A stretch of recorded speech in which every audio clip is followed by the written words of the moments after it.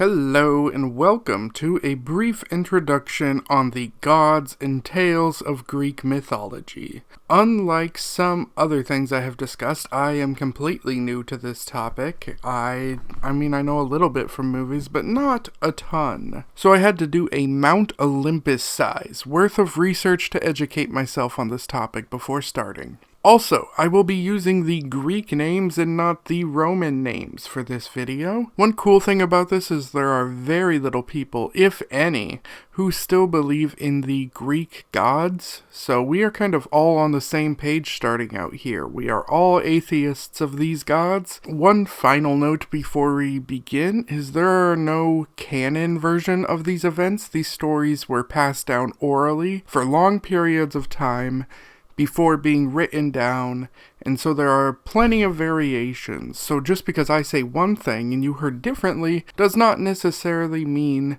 that one of us is wrong. It could just mean we heard two different variations. Sure, there are versions that are probably more correct, but there is no canon version, if that makes sense. So first up, we have the primordial gods. In the beginning, there was nothing, and the nothing was called chaos, and from the nothing came Gaia. Gaia is Mother Earth. We live on Gaia. She asexually created three gods, an earth god, a sky god, and a water god. Now, Gaia's sky god was named Uranus, and the two of them had kids. And yes, so it is incestuous. She's having sex with her kid. But within Greek mythology, I've noticed you should just assume all of them are incestuous, unless stated otherwise, because it seems to really be the norm here. So Gaia and Uranus had kids. These were the Cyclops, which were three large monsters with one eye, and the Hecatoncheires, which were three monsters with 50 heads and 100 arms. Now Uranus did not like these kids. He thought these were ugly abominations. And my first thought was, oh, is this a lesson about how, maybe incest is bad because it can create problems within your kids, but no, it is not. Uranus throws them into Tartarus, which is the underworld and also the name of a primordial god we'll talk about now. Tartarus rules the underworld, but he also has many monsters who you might know, like Cerberus, the three-headed dog who guards the gates of hell. The Hydra is a many-headed serpent that grows two heads for everyone removed. And the Sphinx with the body of a lion and the face of a woman and the wings of a bird. A couple other monsters of primordial gods that you might know but aren't from Tartarus include the Harpies, which are a half bird, half human. The Sirens, which despite me thinking of them as mermaid, it seems like in Greek mythology, sirens are actually more bird-like. Gorgons, women with snake hair, and also the ferryman of the underworld. He's also there. So back to the gods, though. Gaia and Uranus had many more kids after that. And this next generation of gods is known as the Titans. 12 Titans were born. Once again, we have some who are water gods, some who are earth, and some who are sea. But there are some who also don't fit into any category. So Kronos and Rhea are the two most important of these Titans, and they are earth gods.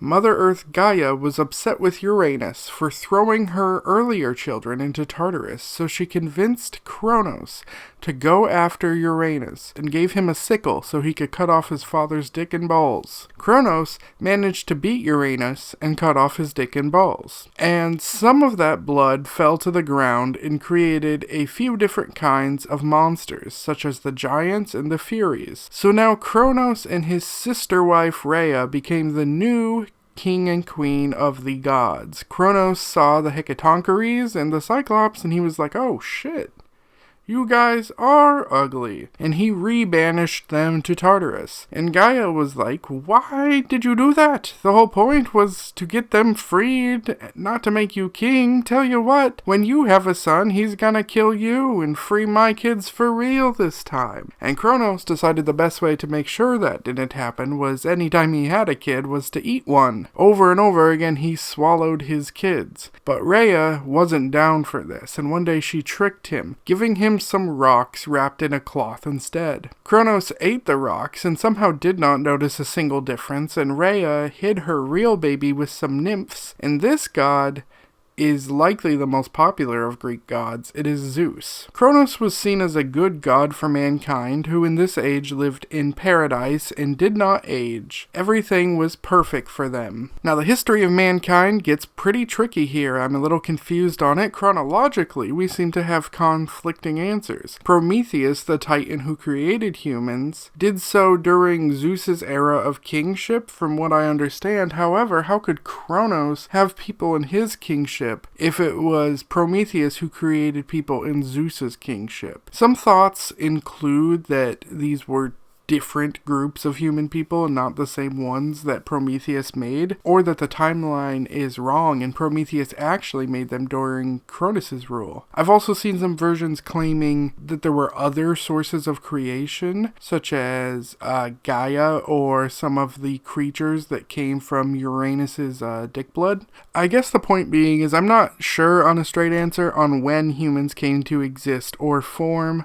but we are going with Prometheus, and we are going with either the rule of Kronos or the rule of Zeus, but not before that. Now, Zeus freed the three Cyclops and the three Hecatoncheires from Tartarus, and with their help, as well as some minor gods, and even some titans, they went to war against Kronos and his titans. Zeus also freed his siblings by poisoning Kronos so he would vomit out his fully grown siblings. I've also seen versions where Zeus cut them out of him instead. How this exactly worked is, in many versions, titans are like really big, so I assume that Kronos was just really big, and that's how he was able to swallow the siblings, and then I guess they just grew up to full adults inside of him and didn't die. The war against Titans lasts 10 years, and in the end Zeus had won. He had imprisoned the Titans in Tartarus and put the Cyclops and Hecatoncheires as their jailers to keep watch over them. We now come to the rule of Zeus and his Olympians, which is probably the time period best known in Greek mythology. Now before we get into Zeus and the others, let's finish our Prometheus story and how humanity became the way it is. So Prometheus created humans out of clay, and the humans roamed the earth. Prometheus taught them various things so they could survive, but he committed a sin against Zeus that made Zeus angry. He brought down fire from the sun and gave it to humans to use. And for this, Prometheus was chained to a rock where an eagle would eat his insides, and every day they would regrow for the eagle to eat again. Now, Zeus really wasn't fond of humans. He wanted to punish them further,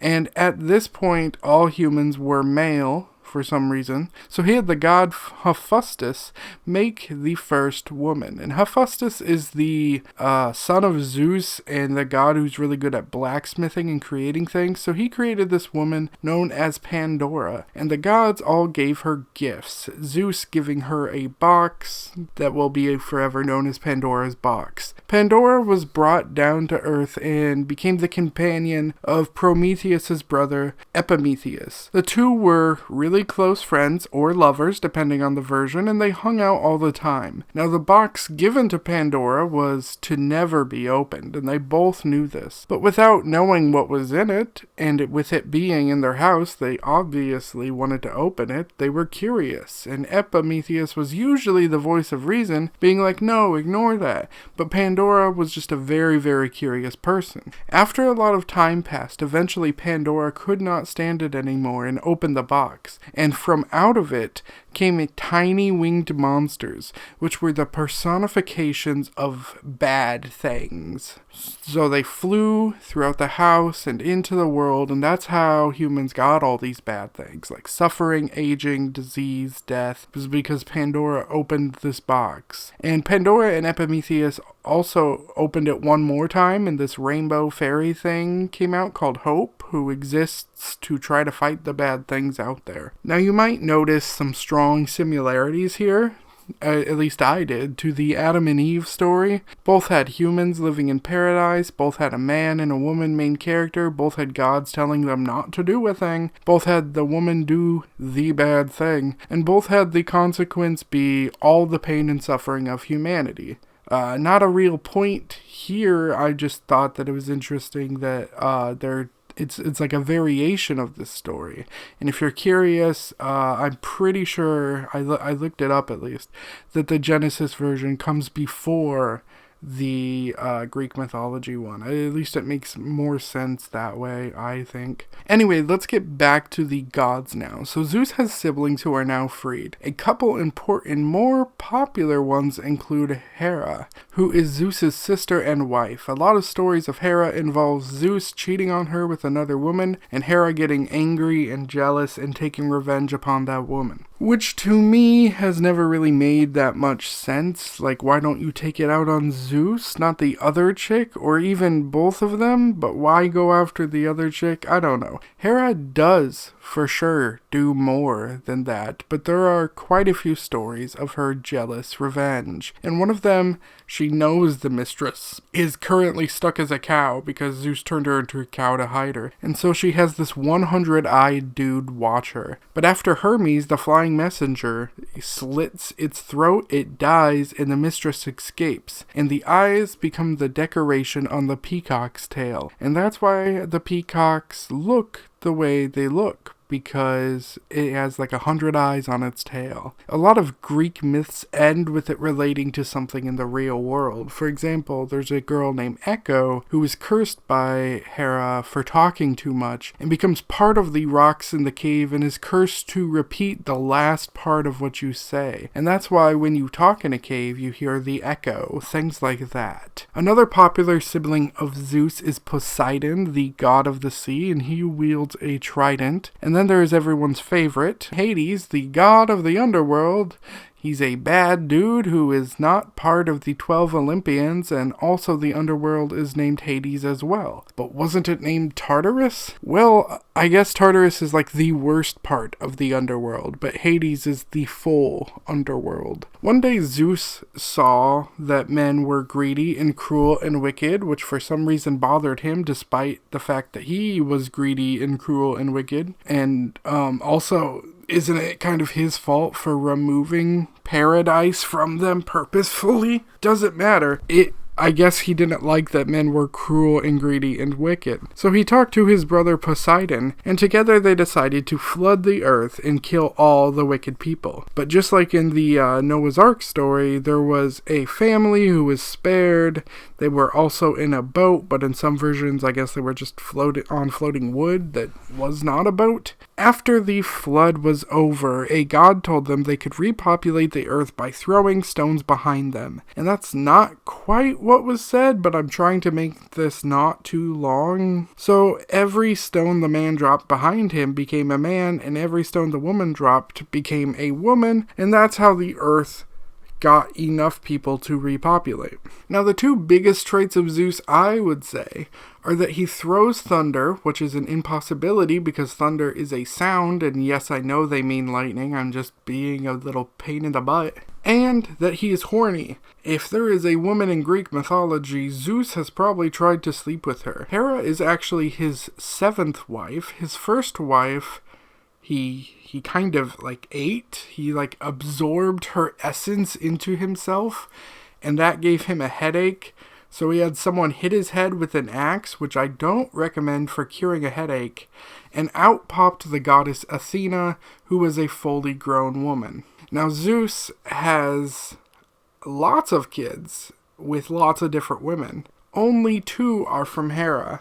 But before we get more into that, let's talk about Zeus's other sister, Demeter. Demeter is the goddess of the harvest, and she is the reason the seasons change. You see, Demeter's daughter, Persephone, was kidnapped and forced to marry her uncle Hades. Due to a binding with the underworld, she is forced to go there for part of the year. During this time, Demeter no longer lets the harvest grow because she grows sad and the land turns cold to snow, and that's why we have winter every year. Now, there are 12 Olympians, just like there were 12 Titans, but a lot of them are just Zeus's kids. Zeus had 2 kids with Hera. They are Ares, god of war, who's seen as a mean and nasty god, and Hephaestus, who is that blacksmith I talked about earlier. He was born deformed, and Hera, having learned nothing from previous generations, said, "Ew, he's deformed," and threw him off Mount Olympus, where the gods preside. Eventually, he got revenge, and he is now one of the respected 12 Olympians. I think he, glued her to a chair. Anyway, she got free, but I guess that gave him enough respect. He is one of the 12 now. He ended up marrying Aphrodite, the goddess of love, and Aphrodite in some versions came from Zeus, but in others is one of the creatures that came from Uranus's testicle blood when he had his nads chopped off. Aphrodite is seen as very beautiful and gets quite angry when anyone is seen as more beautiful than her. Her son is Eros, who you might know under his Roman name better, which is Cupid. Cupid is often depicted as this baby with a bow and arrow, though he's also sometimes depicted in stories as a young man. He can shoot love arrows, and also arrows that make you disgusted with someone. Hermes is another son of Zeus, and he is the messenger god who has these dumb little wings on his head and his feet, and he's seen doing Zeus's bidding a lot. And while yes, he delivers messages, he also sometimes does other things. He was the one who assassinated that 100-eye creature I mentioned earlier. Then we have Apollo and Artemis, god of the sun and goddess of the moon. He plays music and she's a hunter, and my god, are there a lot of gods. Some more notable ones are Kratos from the God of War games, Nike, which is what the shoe is named after, Hermaphrodites, which is a god that's looks in between a man and a woman, and Triton, which I think is the god in Little Mermaid. Some gods are also demigods, meaning they had one god parent and one mortal parent. Heracles is probably the most famous. You'd probably know him better as Hercules in the Roman name. As he has immense strength, plenty of stories, quite a lot of media is there about Hercules. He is also the one who saved Prometheus from the eagle eating his insides every day. Another would be Perseus, who is the one who killed the Gorgon Medusa, and this is the main character of the original Clash of the Titans film from 1981. Now, while Medusa is not a god, I do want to mention her super quick. She was the priestess of Athena, who was gorgeous, and so Poseidon either had sex with her or raped her. It seems like he probably raped her, but I'm not positive on that. Athena got mad that she wasn't a virgin priestess anymore, and so she made her so ugly she could turn others into stone. Which, what the hell to everyone involved but Medusa? If Medusa was the one who got raped, why are you punishing her for getting raped? Fuck you! Fuck you! Anyway, Perseus cut her head off to use as... Damn, nothing goes right for Medusa. Perseus cut her head off to use to defeat a sea monster. There is also the god Dionysus, who is the god of wine, and he is the one who grants the king Midas, if you've heard of King Midas, he grants him the gold touch, where everything he touches turns to gold. But after the king realizes he can't eat or drink or touch people without accidentally turning them to gold, he begs for his gift to be taken away. At one point he tries to drink something, it turns to gold, he touches his daughter, or his daughter touches his arm, I think, and then she turns to gold. Yeah, he had to bathe in this water to get rid of it. Some various non-god creatures I don't think I've mentioned are the Pegasus, which is a horse with wings that came out of Medusa's neck when her head was cut off, and is somehow the son of her and Poseidon. A Minotaur, which is a half bull, half man, and the Griffin, which is kind of like a lion eagle. So much of Greek mythology is still in our world. When you look at the constellations, you could see Orion's belt, When you go to court, you may see Themis. When you hurt your leg, it could be your Achilles tendon. Hell, I just mentioned in my retail episode how Sisyphus was cursed to roll a boulder up a cliff over and over and over again to reach the top and have to start again every day. Greek mythology is still very much in our world, and even the Olympics are named that due to the Greeks and their sports at Mount Olympus. So let's wrap this up. My favorite Greek god movie is probably Jason and the Argonauts from 1963. This is about Jason and his quest to get the Golden Fleece. Zeus, Hera, and Heracles are in this, and I found it to be an interesting watch. My two favorite sources for my research, who I think you should check out if you're trying to learn more, is the YouTube video Greek Mythology Family Tree by Useful Charts. I thought this was a wonderful video. And the YouTube channel Jake W., who tells Greek stories in a fun and interesting way. And it's also educational. Now, overall, I think this is a pretty good mythology, and while there are some things I think that don't work, a lot of it still does, and it's not hard to see why some of these stories and characters were so popular. Next time I do a mythology, I was thinking about probably Norse mythology, but if you have one you'd rather have me do, drop that in the comments.